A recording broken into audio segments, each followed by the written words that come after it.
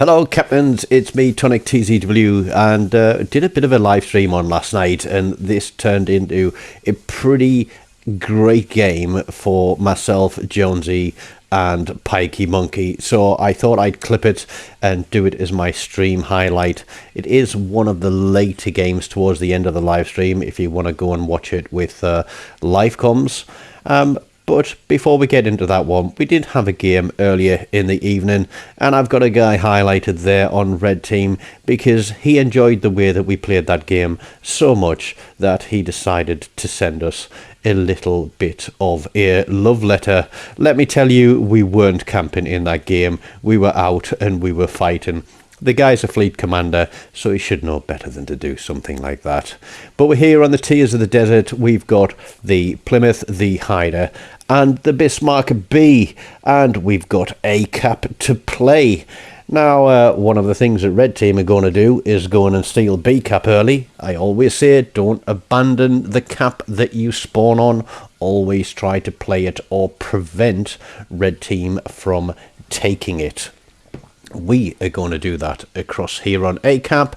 Meanwhile, everybody from B cap is going to head across to C cap, and the majority of Red Team are also going to head in that direction. Now, it is early morning, so I've got my morning cup of tea here, trying to get this one recorded before I have to log on and do some work. And here we go. Look, Red Team are on B cap. Our destroyer is going into it, and we have two ships sailing flat broadside to B cap, who are no doubt going to be spotted and probably not supporting the destroyer. Now, I chose smoke on the Plymouth this time round, and I kind of wish I'd have had radar. But it is, as they say, 6 and 2 threes, as in you can put radar on and get no destroyers in the game. You can put smoke on and have nobody spot for you. But we've got Pikey Monkey spotting for us in the Hyder here. The Shiratsuyu comes up, and because I play destroyers a lot, I know what to expect, and this corner of this island is always somewhere that is going to get torpedoed early game if somebody has the range for it. So I slowed down and I'm backing up, and that Eindracht is going to learn the hard way that you don't sail out broadside in front of a Plymouth. Now, that guy is going to be a little bit of a pain very, very late in the game, because having taken a bit of a spanking, he's decided that he doesn't want to be here and he's going to turn round and run away. Pikey is on the cap. We know the destroyer is probably waiting for his torpedo reload to come up, but the Scharnhorst is pushing round on this flank. We have lost 2 of our 3 destroyers. The game has barely started, so it's an amazing start for Blue Team. There is one ship across there on C cap. I do believe there is a destroyer across there. I think our first destroyer got torpedoed for a dev strike, so he was obviously playing dope in a smoke. But I am going to wail on this Scharnhorst as much as I can, but I've had to come out from behind the island, which means I'm not going to be able to get all my turrets on unless I wiggle my tail a little bit. Now, I'm running Andrew the Lip on this, which means that for every consecutive AP penetration or every AP hit, I do get a slight increase in my AP damage. And with a ship like the Plymouth, when you're constantly piling onto a single ship and kiting away as I lose a turret permanently, this Scharnhorst is charging out. And I don't know what he's aiming for. Is he trying to get torpedoes onto Jonesy there in his Bismarck? But he's got his attention on me with his main guns, so I'm going to turn out of those. We are going to take a little bit of a tickle, but with 4 heals available to us, we are going to just turn kite away. He does want a bit of us. He's showing his broadside to Jonesy, but Pikey Monkey there gets the kill. That one's going to count towards the tally at the end. Had I stayed with all 3 turrets on that Scharnhorst, I'm quite sure that I could have finished it. And the same is going to be said for the next ship. Now, we have lost 3 ships, including 2 of our destroyers. Red team have lost 2 ships, 1 from this flank and 1 from Charlie Cap, I believe. But red team still have all 3 destroyers running around.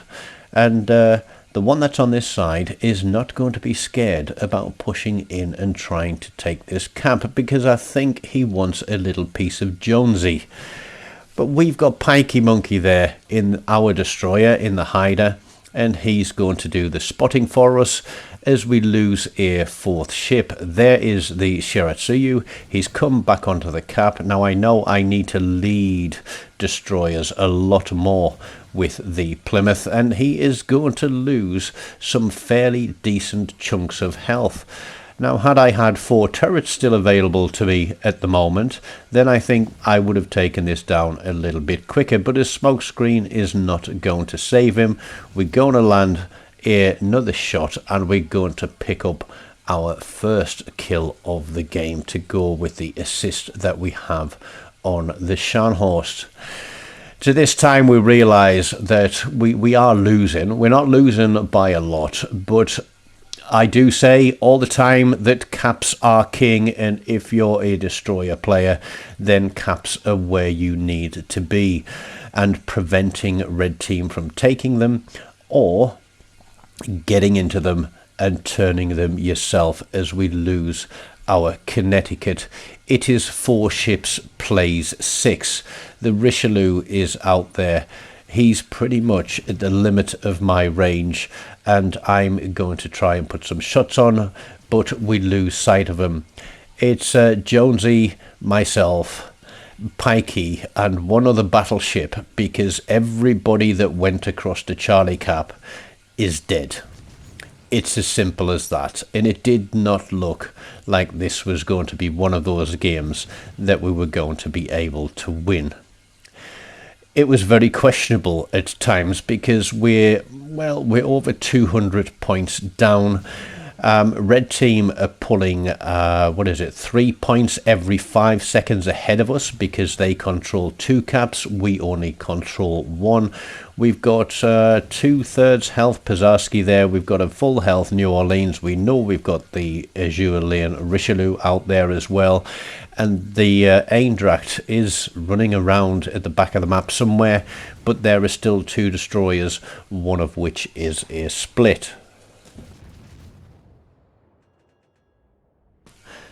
Sorry, had to mute my mic there to have a little bit of a sniff, but I want to try and get on this New Orleans, try and take some hit points off him, because we want him to rethink his game. He is wiggling very, very well.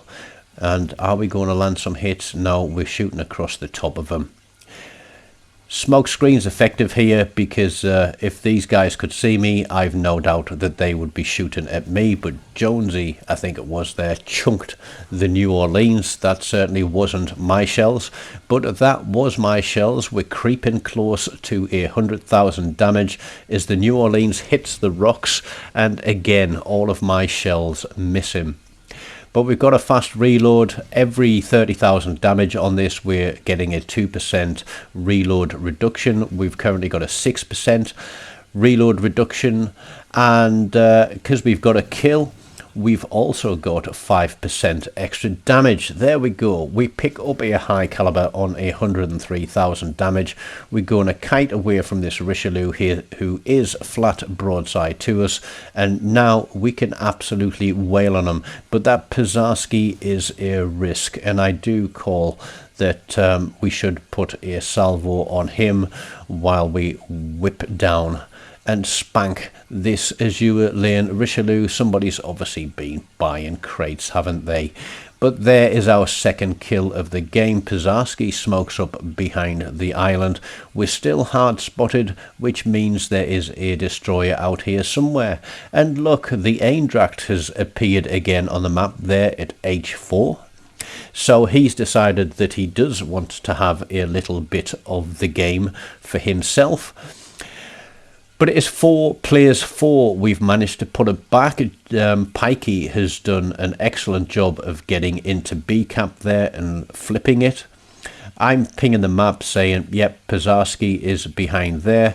There's the Z39B, and I don't think I'm going to have a chance to land shots on him even, because Jonesy is going to dispatch him. But those torpedoes there tell us that there is another destroyer out here on the right hand side.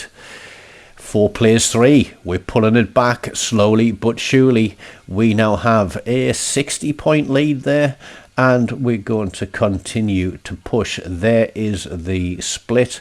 He pops his smoke. He's going to disappear. Pazarski has taken a hit, and he is going to roll another smoke screen, because I don't think there was anything for him to shoot at for his last one. But he is going to disappear before we get a chance to land all of our shells on him. But with shells in the air, we're going to put a couple of salvos back towards his smoke. We get another hit there, 122,000. There's a salvo in the air which somehow manages to come down and kill him in his smoke screen. Wasn't exactly a blind fire, because I could see him at the time. 4 ships, players 2, Eindracht and Split, and this is where I kind of wish that I'd had radar on. But if I did have radar on, I wouldn't have been able to play the game that I have so far, because those smoke screens have helped us take down at least 3 ships by putting the pain onto them, taking down their hit points as rapidly as possible, all while being completely undetected. But I am detected now, and I am spotted, and there is a split out here somewhere. Pikey is coming to push him, and I don't know where this guy is, so I'm going to have to try and play it smart. We now have a 200-point lead.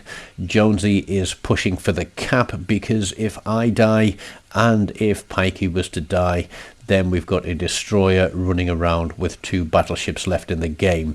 And with the time left on the clock, we do need to ensure that we get the win on this one. All the time we're playing this, all 3 of us are communicating on comms, and even though we are in a division, and I know that there are some people who absolutely hate people who play in division, but honestly guys, get your friends together or make a few friends, come up on the microphone at the start of the game and say hello, see if anybody answers, because I've made quite a few friends just by saying hello at the start of a match, and we've stayed in communication during the game, and then we've divisioned up afterwards and had a bit of fun together as well. So even if it's on the game chat, I know a lot of people mute the mic because I get tired of hearing domestic arguments and radios playing in the background.